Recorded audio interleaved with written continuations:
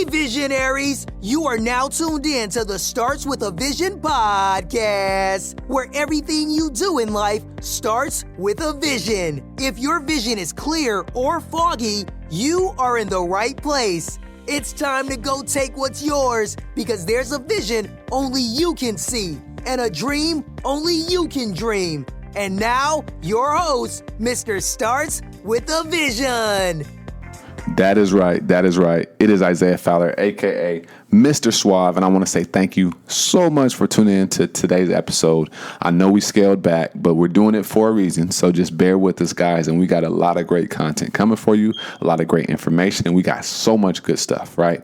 So I want to say thank you so much for tuning in, and today we are going to be talking with how to get more clients and customers and traffic to your website through SEO. Right. We haven't had somebody talking about SEO for quite a long time on the podcast. So I thought it would be very, very important to get somebody on here talking about that. So today's guest is Akilah Thompkins-Robinson. And what she does is all SEO. She's been doing it for quite a long time, and she's doing her thing, if I do say so myself. She'll, be very modest, but she's doing great things over here on this internet. She knows what she's doing in terms of SEO. So listen to her, and you're going to figure out how to get more customers and traffic to your website.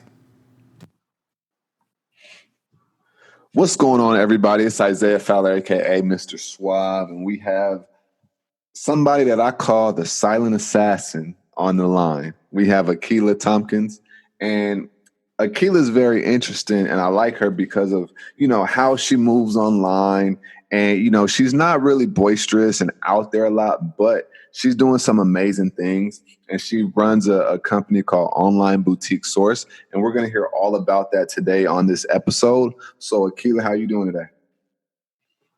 How are you doing? Thanks for having me. Absolutely. I appreciate you for taking this time out to make this happen, because I think we became friends on social media. Another reason why I love social media, but we became friends and, just kind of, chatted a little bit here and there, and kind of, I just paid attention to what was going on. And then I see you in Dubai and India and all this other stuff. I said, okay, I like her style. Yeah. Going a lot of places this year. So.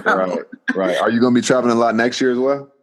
Next year, I have a couple of trips kind of already in the works for the first half of the year. Okay. And then I'm really active in my sorority. You probably saw me in Atlantic City a couple of weeks ago with them. So it's always something I'm somewhere for. So our national conference is next year. So I'm reserving some time to travel with them. So I'll be all over. Okay. What sorority are you in? Zeta Phi Beta sorority. Zeta? Okay. Mm-hmm. Okay, cool. And what college did you go to? Seton Hall University. Seton Hall. Okay.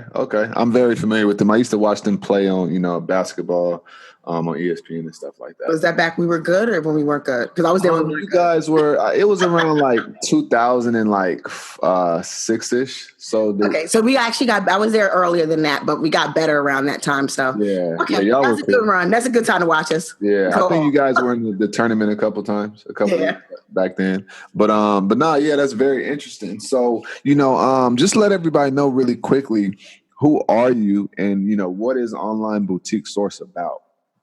Well, like you said, my name is Akilah Thompkins-Robinson. I run Online Boutique Source, and the goal of Online Boutique Source is to help women, and a few men too, who want to start with online retailing, and to teach them about traffic, marketing, and of course, running their boutique. So instead of focusing on the fashion and getting the products, although we talk about those things, I really talk about the marketing, the ideal client, emailing, different things, SEO, which is one of my specialties, different things to not just have a site up online and say, hey, I've got some cute products, but to really sell and market them the way we do a lot of our online marketing businesses. So I bring that aspect into my retailers' world and help them to learn those things that they may or may not have known about. Okay. And how did this all start with you? Was it something a skill you got and you started helping somebody else out, or, was this something that you had and you were doing for yourself, and then you started to say, I'm going to do this for other people? Well, it's kind of a good combination. So I started out doing freelance web and graphic design. I'd done that for probably almost like 10 years since I was in college. I learned web design in college and just kept honing in on my skills. I have an IT background. So I just kind of kept working on it and liking it, and had various clients, nonprofits, contractors, a lot of online retailers, because one of the things I can do is build e-commerce sites, which is not something everybody specializes in. So from that, I saw the gaps. I saw that people would get really nice sites and they think, oh, this is beautiful. And then within a few months, they're calling me like, oh, Kill, it's not working. And I look at the code like, no, it works. You're just not bringing anybody to it.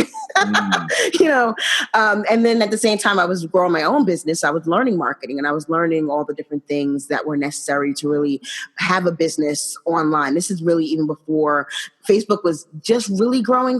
It's funny. Facebook just told me I was on there 11 years today. So they were just really getting really getting hot. There were a couple of good groups out there and that kind of thing, but not to the level where it was. So it's kind of on the cusp of that, which is good. So I was able to learn it myself and do it with my business, and then help them do it with their business. And what really started with a track for online boutique source, it was really just supposed to be an information site source for my online boutiques that I was working with as a web designer. I learned SEO. I started working with SEO, search engine optimization, learned how to get it to be really high ranking for things like, how do I start an online boutique, where to find online boutiques and stuff like that. And so that was supposed to be where I send my clients. Like, I'll design your site. You go learn some stuff over here so you can make it work. And of course, the tides turned and more people had questions about how to make it work than they had about how to actually build the site. And Online Boutique Source was born as it is today, more of a training and strategy and coaching site. Okay. So on that site, you have products and they can hire you for SEO services?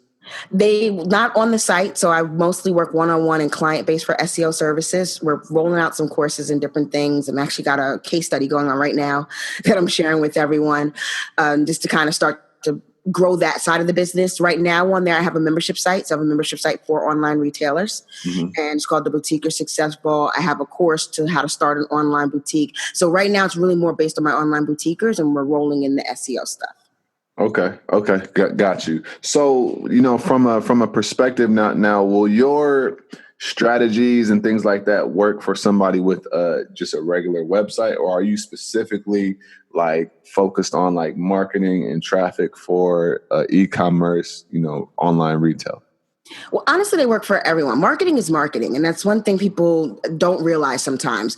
I take a lot of standard marketing practices. So you think your emails, you think your SEO, you think your Instagram, your Pinterest, all those things. And I help my retailers to understand it. But essentially, it's still marketing. So it could work for retailers. It could work for coaches. It could work for courses. There aren't many businesses that it wouldn't work for, especially in the online space. Maybe some brick and mortars may have slightly different strategies, but there's core things that every business should be doing if they're running online. Right. And that's what. And what are those things?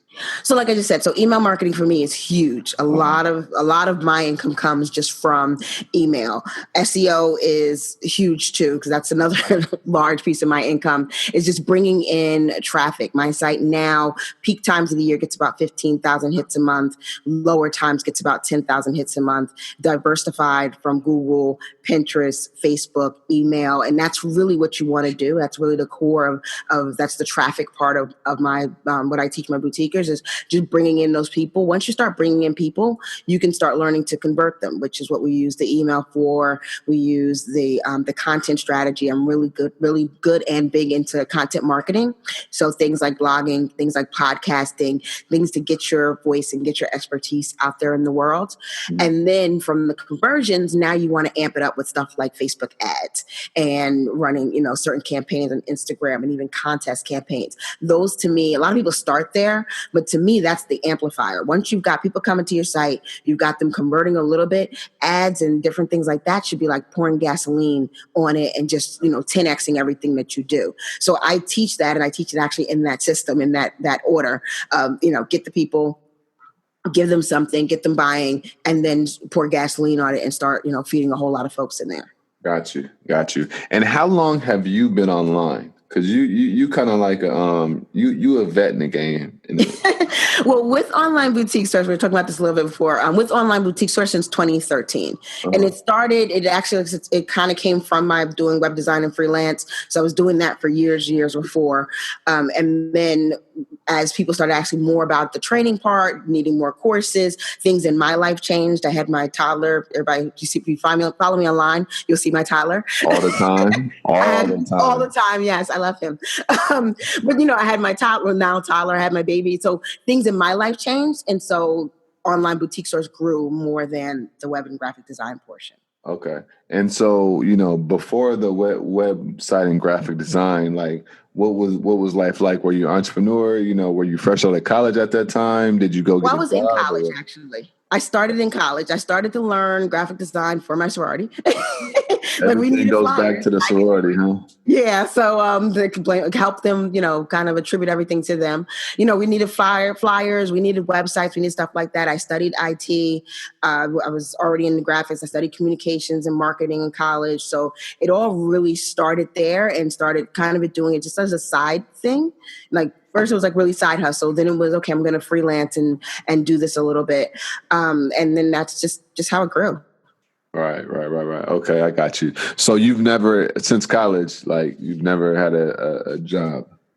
No, I did. I've always worked a job. So I've always had a job along with my other job. So no, but that has also been always in IT. So I've worked in IT my entire life. Okay. Also, I started as an intern in college with that. And so right out of college, got a job and did IT for life too. I got you. Now that all makes sense. And what I like doing is I like just kind of like bringing things together because, somebody listening can say, I hear this, but what about this? So I like to bring everything together for people listening so that it all makes sense, all cohesive. So they're not walking away, feeling like, oh, I missed this one thing in order to, do what I need to do. In order for them to replicate it. So I get it. I want it to be able to see that, you can do it. Right. You can definitely do both. You can definitely repeat it and replicate it and make good money at it. Absolutely. So talk about, can you talk about you mentioned something, diversifying your traffic, right? Mm-hmm. Can you just talk about that and maybe you let's say your website is getting 15,000 hits a month. Out of those 15,000, how much is coming from each platform? Like you mentioned Pinterest and the other platforms. Okay, so last time I checked, which is probably a couple of months ago, I got 60% from Google. Google's definitely my major traffic driver. And to me, that's what you want it to be because that's the passive. They talk about passive income. You want passive traffic too. That's traffic that just continues to come to my site, whether I log on or don't log on while I'm in India or, while I'm this weekend doing a 3-year-old birthday parties, doesn't even matter. That traffic's going to kind of just continue to come. So my biggest one is Google. My next biggest one is Pinterest. That is at the time, last time I checked, and I don't check but so often, but 20% was at Pinterest. Mm. The other thing, same thing with Pinterest, is that it's more passive. I joke around and say I'm #lazy blogger. I like passive things. Mm-hmm. I work when I want to work, but I like passive things if I can. So Pinterest is the next one, my next biggest one, 20%. And the thing I like about Pinterest is that Pinterest uses a lot of the same SEO strategies that I use for Google. So I don't even have to learn something 2-3 different things. I can use what I've already know and use it for Pinterest, which is one reason why I do so well there. The other thing about Pinterest is that Pinterest is considered more of a buying market because people go on Pinterest to find out where they can get things, which is different than most of the other social media where they're going to find out how to connect with people and they're not really coming on there to buy something or work on something. Like most people get on Facebook because they just want to connect or hang out, or it's just a thing to do because everything's there. They don't get on Pinterest they don't get on Facebook thinking, hey, I need a new outfit, or, oh, I need to know how to do email marketing. That's not what people join Facebook for. Facebook, I think Facebook is actually one of Instagram's my lowest. Facebook was a 5 or 7%. And then the rest was other social medias and stuff like that. Email marketing, like I said, that's one of my most profitable traffic drivers. Not the biggest, but the most profitable, because those are the ones that do convert the most, because, hey, I've got their email and apparently they like me enough to give it to me. And then like Instagram and some of the other ones. And I'm not but so great at Instagram. I kind of go on there sometimes. So if you follow my Instagram, know that's on purpose. It's the hashtag lazy blogger. And because I get so much from the other traffic sources. If you've got to pick some, especially if you're doing this alone, or like I have a VA, but if it's just you and one other person or two other people, you got to pick some. And to me, if you're going to pick some, I would go in the order that I just described. Right. Because that's kind of like, is that starting with the biggest and then kind of just going down from there? It's starting with the ones that are going to require the least ongoing effort. Okay. And you want and that's the thing, you want to grow them to become your business biggest. They're not going to start your biggest, and we all know that.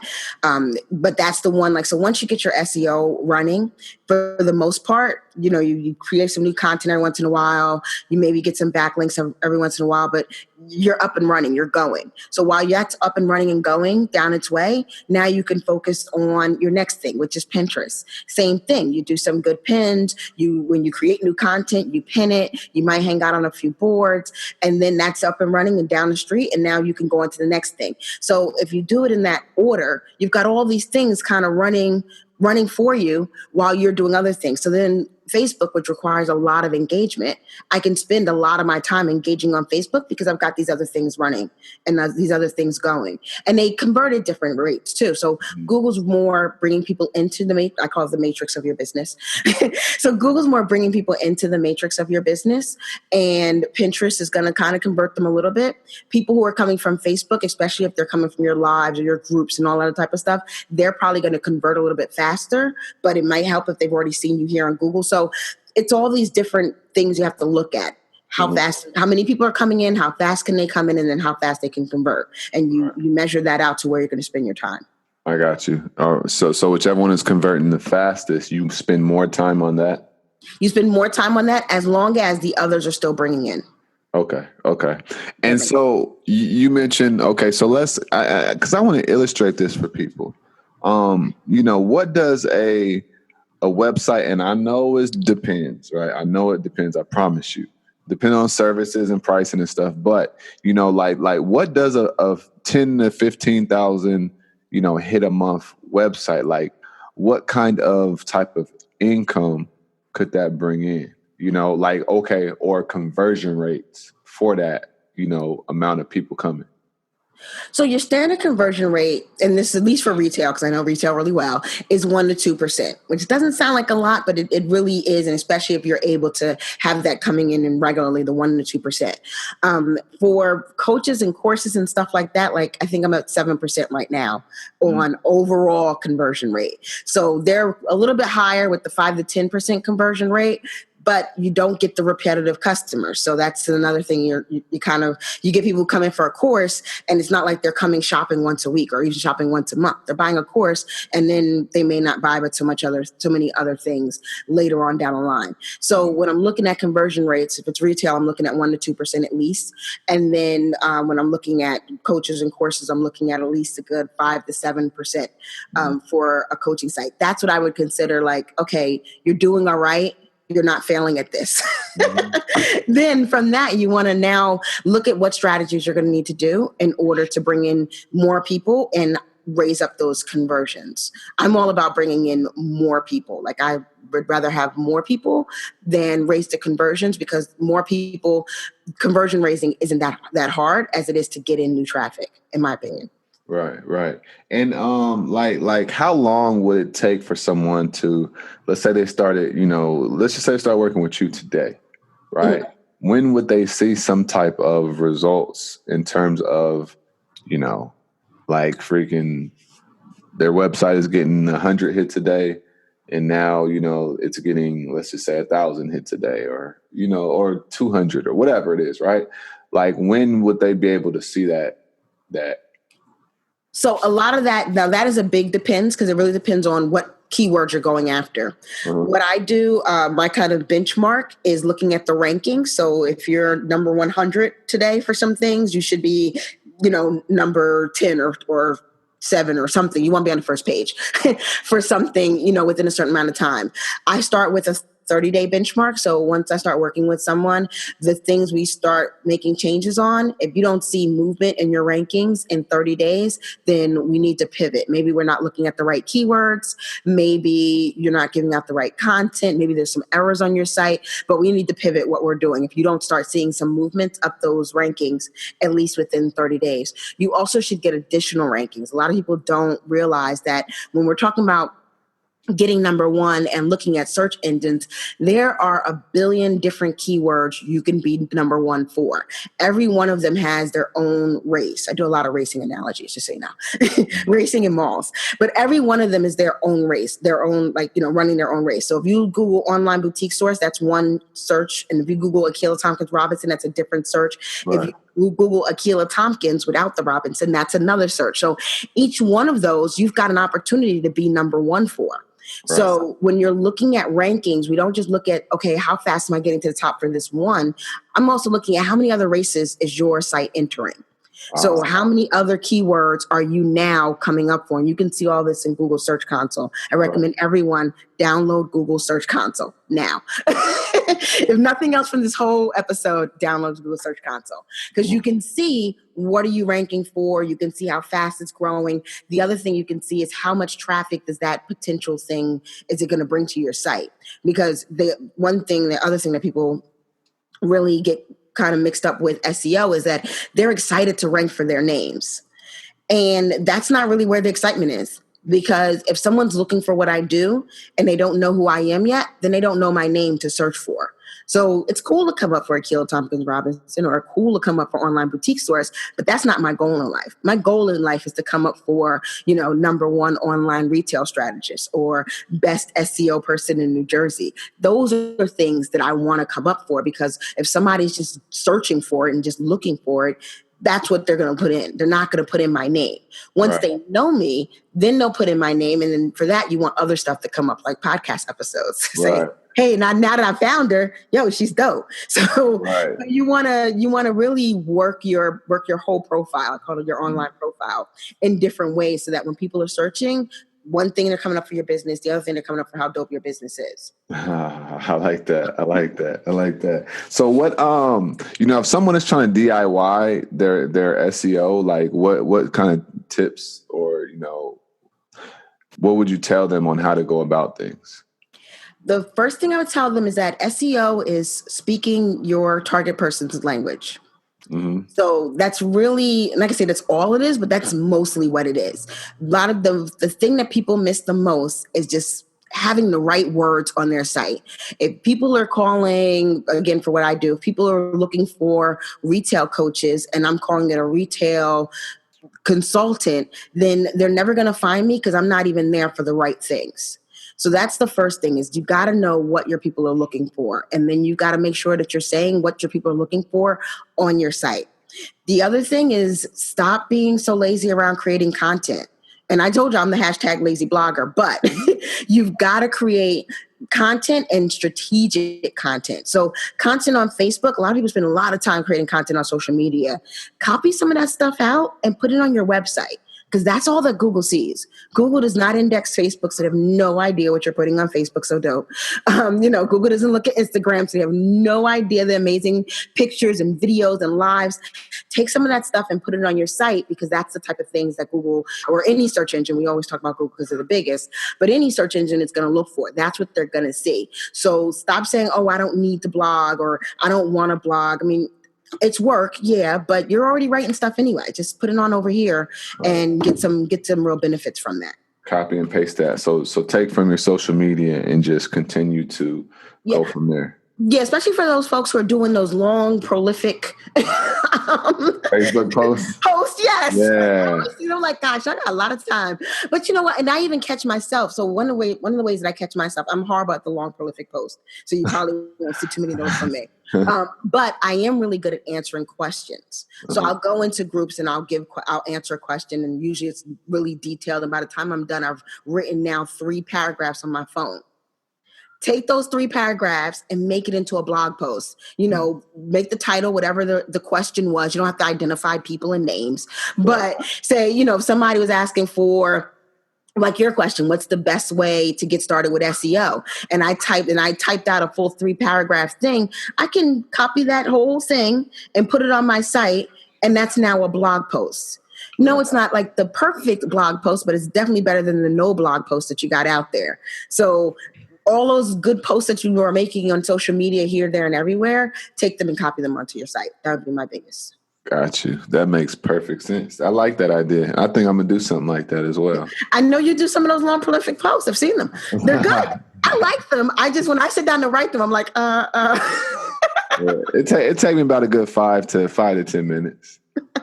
So, I read them and I think they're dope, but every time I read them, I wish they were on someone's site, because those are things, if somebody's asking in a group, they're most likely somebody else who's searching for it. It's most likely 100 or 100,000 somebody else's who are searching for it. And that's a lot of good content that Google can keep bringing people to you for. Right. Now, I like that a lot. So if you are, DIYing, listen to what she said, because that's a nugget. And, don't just listen to this. Like, go copy and paste, go on your laptop, go on your desktop, and go do this today.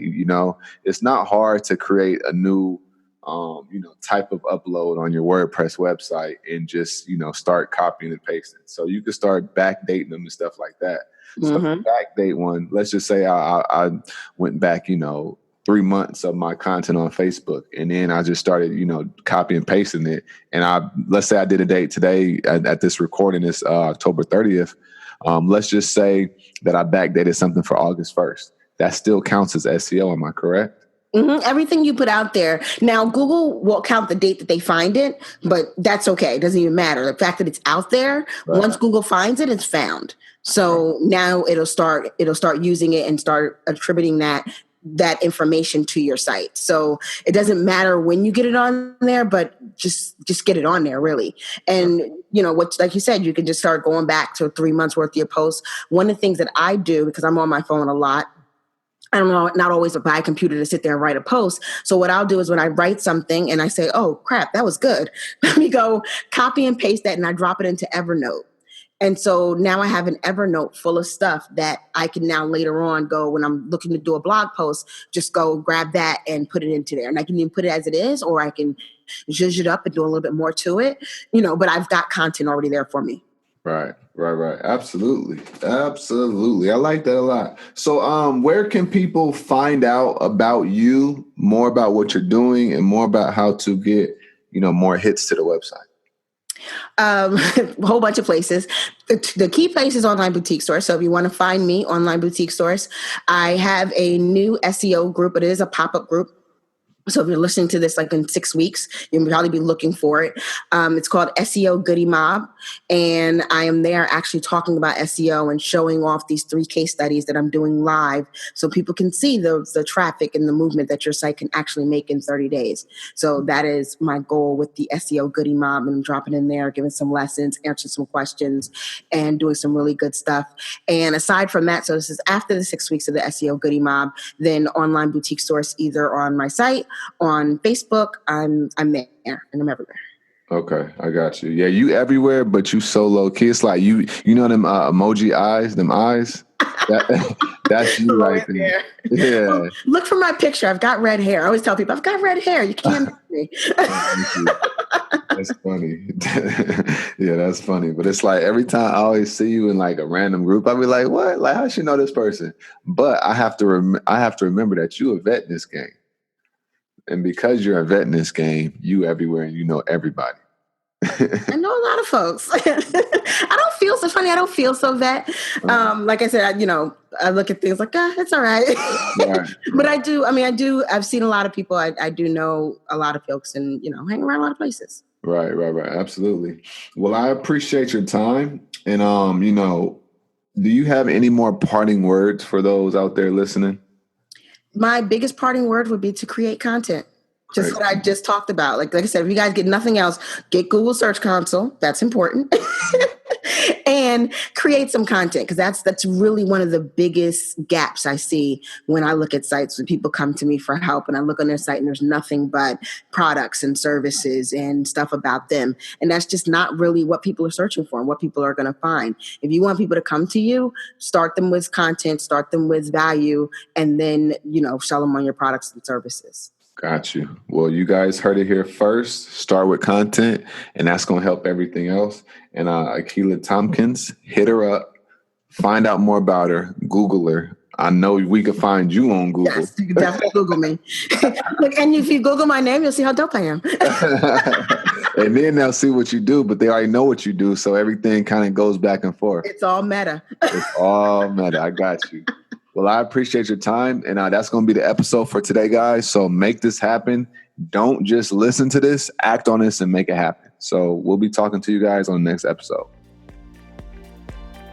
Thanks for listening to the Starts With a Vision podcast. Come get your vision clear at www.startswithavision.com. See you there.